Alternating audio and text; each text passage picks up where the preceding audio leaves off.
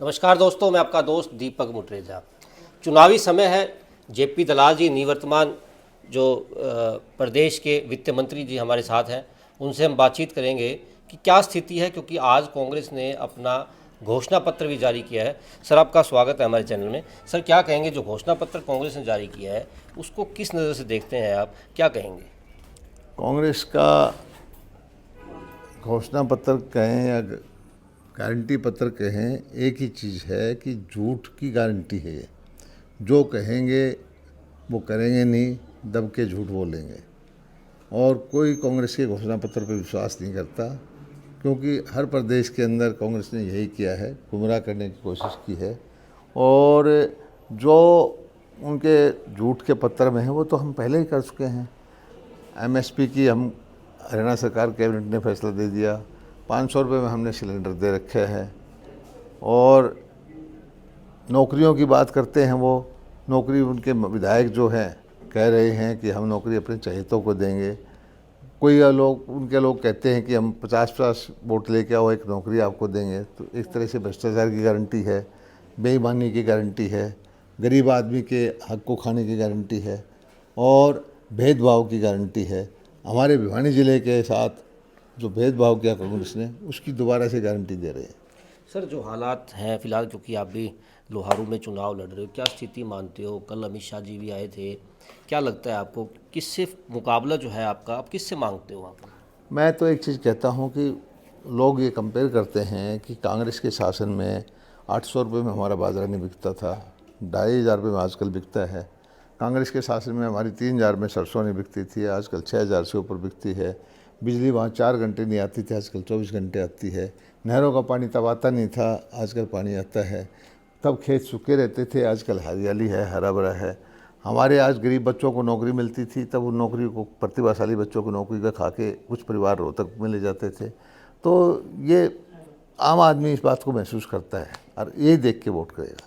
मुकाबला, सर मैं जानना चाह रहा हूँ आपसे, आप क्या मानते हो कि कौन आपके मुकाबले में है लोहारू जैसे क्षेत्र के? मैंने आपको बताया कि मुकाबला इन दो चीज़ों का है, कि जो लोगों ने महसूस किया है कांग्रेस के शासन में और हमारे शासन में, इन्हीं चीज़ों का मुकाबला है।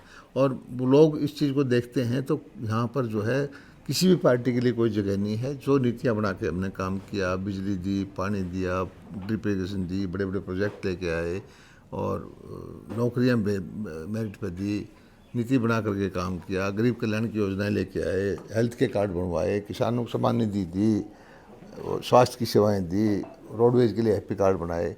तो लोग इस चीज़ को मानते हैं कि ये गरीबों की सरकार है। सर, हरियाणा में अगर बात की जाए तो क्या जेपी दलाल का क्या आकलन है कि हरियाणा में बीजेपी कितनी सीटें लेकर के आएगी, क्या लगता है आपको? मुझे ज्योतिष का काम नहीं आता, ये मतदाता के हाथ में है। और मुझे लगता है कि जो मतदाता का मूड है वो, उससे लगता है कि निश्चित तौर पर भारतीय जनता पार्टी की सरकार तीसरी बार बनेगी। सर, क्या लगता है अगर सरकार दोबारा आती है तो क्या स्थिति रहने वाली? क्या ऐसे काम हैं जो जेपी दलाल जी अपने क्षेत्र में करवाएंगे? काम क्या हमने काफ़ी किए हैं, लेकिन ये किसानों का क्षेत्र है और यहाँ पानी की कमी है। हम चाहते हैं कि यहाँ खजूर की खेती बने और किसान के बच्चे, किसान की अगली पीढ़ी वो सपने देख करके उस सपनों को पूरा करे कि जिस तरह से एक शहरों के अंदर, विकसित देशों के अंदर जो लोग हैं, समृद्ध हैं, सुविधाएं लेते हैं, वो गांव के लोग भी लें। सर, भिवानी जैसी सीट जो कि हॉट सीट कहलाती थी, यहाँ पर मुख्यमंत्री भी गए रहे, लेकिन भिवानी फिर भी इतना ज़्यादा जो है फिर भी पिछड़ा हुआ जो है, आज भी कहा जाता है कि भिवानी पिछड़ा हुआ है।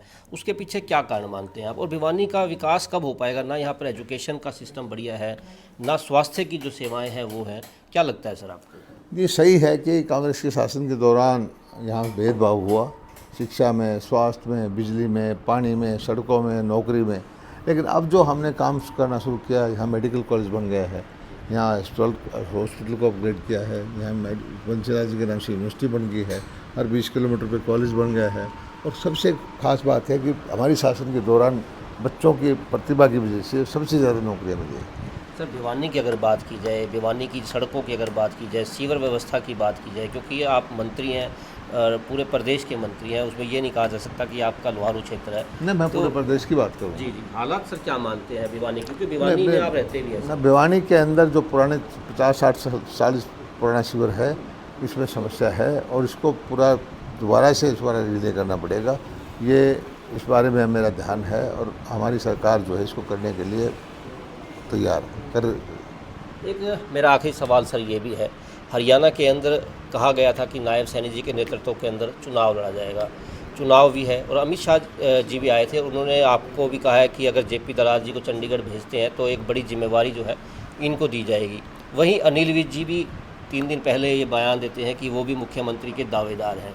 तो क्या लगता है आपको मुख्यमंत्री के इस दावों को लेकर के वोटर्स का क्या ध्यान रहेगा? देखिए, मैं किसी चीज़ का दावेदार नहीं हूँ।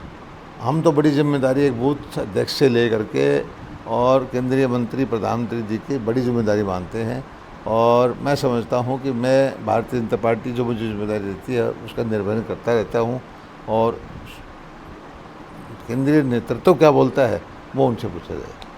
बिल्कुल, ये थे जेपी दलाल जी, जिनका कहना है कि आने वाले समय में जो पार्टी जो है वो डिसाइड करेगी कि कौन मुख्यमंत्री बनेगा और किस प्रकार से चुनाव जीता जाएगा। आज के लिए बस इतना ही, कल फिर दोबारा मिलेंगे नए एपिसोड के साथ। नमस्कार।